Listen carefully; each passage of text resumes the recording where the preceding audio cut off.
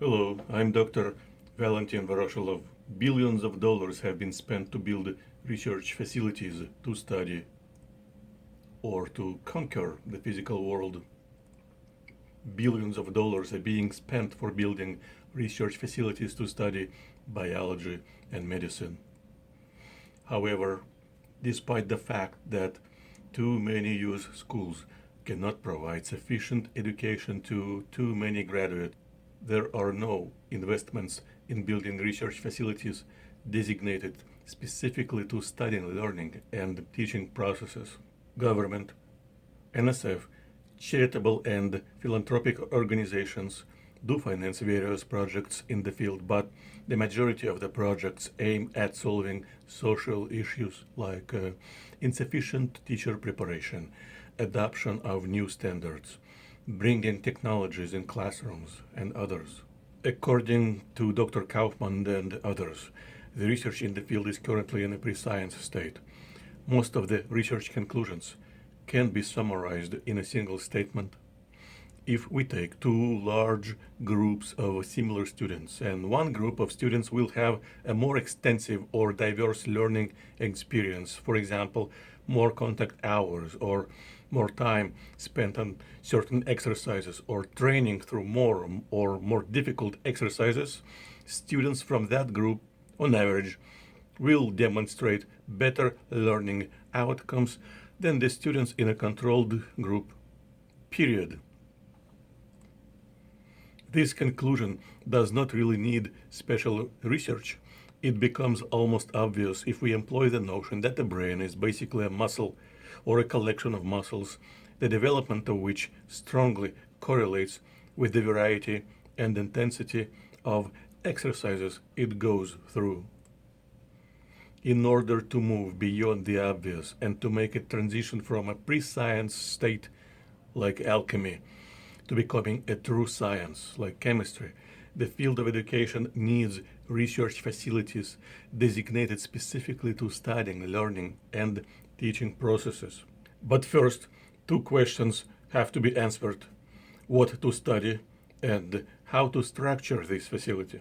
I've been teaching math and physics for many years, and I know that everyone can get an A, but different people need different path and a different time to achieve that. However, teaching today is like telling every marathon runner, you have 2 hours to run.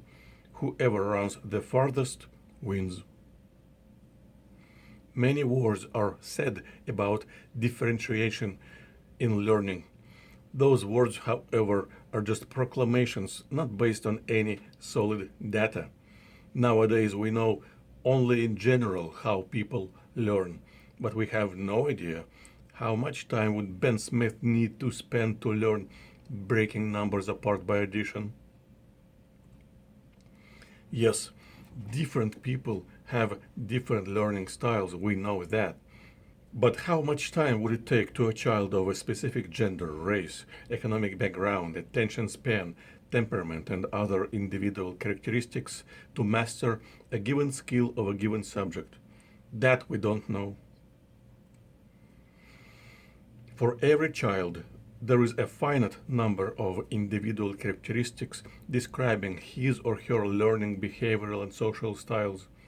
There is a finite number of subjects to learn, and within each subject there is a finite volume of knowledge to learn and a finite number of skills to master. It should take a finite amount of time to study all relevant correlations. The research facility for conducting such a study must be developed around a specifically designed school or a network of schools. Each school will be the nucleus of a facility where all students and professionals work together, with the whole world watching 24/7.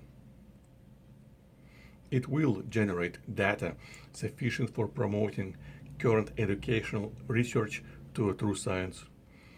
The research will lead to development of new teaching tools and learning aids. Two of the founders of the Breakthrough Prize, Mark Zuckerberg and Yuri Milner, pledged to spend $100 million on the search for extraterrestrials. It did not occur to them or to anybody else that for many teachers, their students do look like aliens. Today I'm calling on philanthropists to spend money on building research facilities designated specifically to studying, learning, and teaching processes. So, in the coming decades, every educator could point to scientific data supporting the method he or she uses or recommends. Thank you. This would have been my presentation offered to the judges of 2016 Forbes Boston 30 Under 30 Summit if I would have been under 30.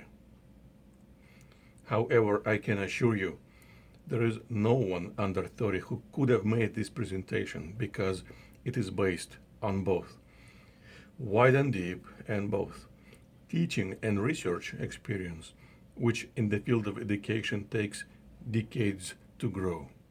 Thank you again.